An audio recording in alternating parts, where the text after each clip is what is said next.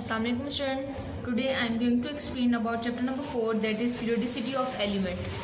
आज के लेक्चर में हम चैप्टर नंबर 4 पढ़ेंगे जिसका नाम क्या है periodicity of elements. ठीक है, periodicity of element ज़ाहिर सी बात है एलिमेंट जब डिस्कवर हुए थे, क्योंकि आपको पता है कुछ एलिमेंट्स हमारे क्या हैं नेचुरल हैं और कुछ क्या हैं आर्टिफिशियल हैं. तो जो हमारे जिस डिस्कवरी के बाद और जितने एलिमेंट्स थे अब उनको ग्रुप वाइज हमें क्या करना था, डिस्ट्रीब्यूट करना था. जैसे हमारे स्कूल में बहुत सारे स्टूडेंट्स होते हैं. अब हमने क्या किया हुआ है, इसको अगर असेंबली हॉल में देखें तो वो सब मिक्स होते हैं, लेकिन क्लास वाइज क्या होता है कि कैटेगरीज होती हैं कि ये मोटी से जूनियर हैं तो इस लेवल के बच्चे इस क्लास में आ जाते हैं.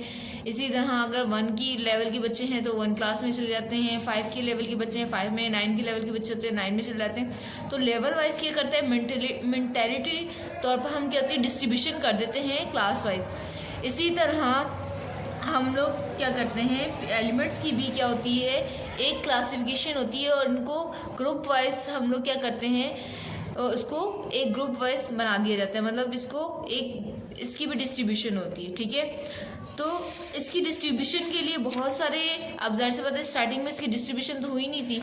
डिस्ट्रीब्यूशन करने के लिए भी बहुत सारे साइंटिस्ट ने अपना काम अंजाम दिया है, उनके बारे में हम इस चैप्टर में डिस्कस करेंगे. ठीक है, कि किस तरह ये सब प्रोसेस हुआ था. सबसे पहले हम बात करते हैं डुबेनियर्स लॉ की. डुबेनियर्स क्लासिफिकेशन क्या थी या डुबेनियर्स लॉ ऑफ ट्राइड क्या था. डुबेनियर के जो डुबेनियर एक साइंटिस्ट हैं जिसका पूरा नाम क्या है, जॉन डुबेनियर था.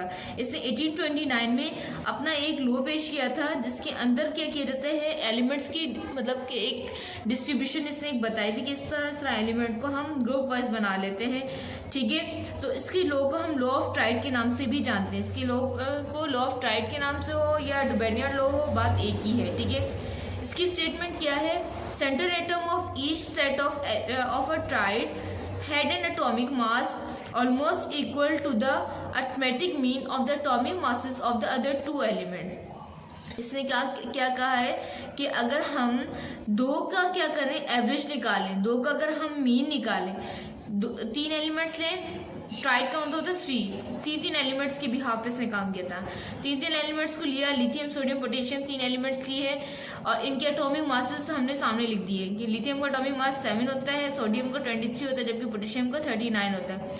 इसने कहा कि फर्स्ट और थर्ड का अगर हम मीन निकालें तो वो सेंटर वाले एलिमेंट्स के इक्वल लगता है. कैसे, 7 + 39, मीन का मतलब होता है एवरेज निकालना. 7 + 39 कितना हो गया, इसको ऐड करेंगे. ठीक है, और हम क्या करेंगे, उसको 2 की फिगर से उसको डिवाइड करवाएंगे तो हमारा 23 का फिगर आ जाएगा.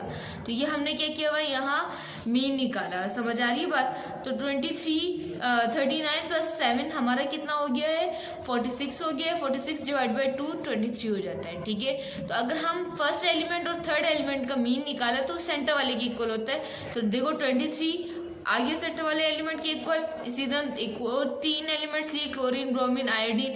क्लोरीन का तो जो एटॉमिक मास है वो 35.5, जबकि ब्रोमीन का क्या होता है 81, आयोडीन का क्या होता है 126.5. फर्स्ट और थर्ड वाले एलिमेंट का हम मीन निकालेंगे तो सेंटर वाले एलिमेंट के इक्वल आएगा. समझ आ रही है बात. तो इस तरह इसने क्या किया था, 3 एलिमेंट के बिहाफ पर एक लॉ बनाया था. ठीक है, 3 एलिमेंट्स को लिया था और उसका मीन निकाला था और सेंटर वाले फर्स्ट और थर्ड का मीन निकाल के सेंटर वाले के इक्वल बनाया था.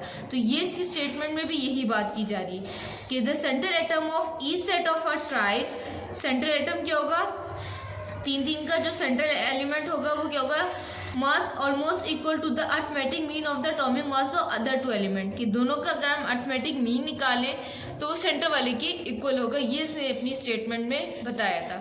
तो जो हम इसने पहले जो कैटेगरीज बनाई थी वो 3 एलिमेंट के बिहाफ पे बनाई थी. सही है, इसलिए दिस लॉ और rule can not be extended to the classification of all the elements because it is true only in the cases of very few elements only. लेकिन ये जो इसकी क्लासिफिकेशन थी, जिसने एलिमेंट्स को कैटेगरीज बनाया था, वो सब एलिमेंट्स के लिए फुलफिल नहीं हो रहा था. इसलिए ये लॉ आगे आके इतना कामयाब नहीं रहा. पहले ये था कि कुछ स्टार्टिंग के एलिमेंट्स के लिए तो ये फुलफिल हो रही है बात, लेकिन सब एलिमेंट के लिए बात फुलफिल नहीं हो रही थी. तो ये ज़्यादा करामत नहीं रहा. ठीक है, अब हम नेक्स्ट की बात करते हैं.